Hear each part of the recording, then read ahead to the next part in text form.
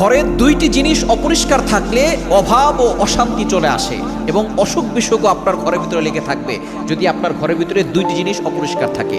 এক নাম্বার হচ্ছে রাতের বেলা খাবার শেষে আপনি যে থালা বাসনগুলো অপরিষ্কার রেখে দিচ্ছেন, এর দ্বারা কিন্তু আপনার সংসারের ভিতরে অভাব চলে আসবে, আপনার সংসারের ভিতরে দারিদ্রতা চলে আসবে। শুধু তাই নয়, অসুখ বিসুখও লেগে থাকবে।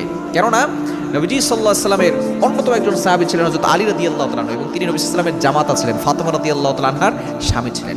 একবার এক মহিলা হযরত আলী রাদিয়াল্লাহু তাআলা আনহুর কাছে এসে বলতেছেন, হে আলী, আমি তো খুব বিপদে পড়ে গেছি, আমার ঘরে থেকে অভাব দূর হয় না, আমি অভাবের ভিতরে পড়ে গেছি, টাকা পয়সা ইনকাম করি কিন্তু কোনো বরকত পাচ্ছি না, শুধু অভাব লেগেই থাকে, অশান্তি লেগেই থাকে।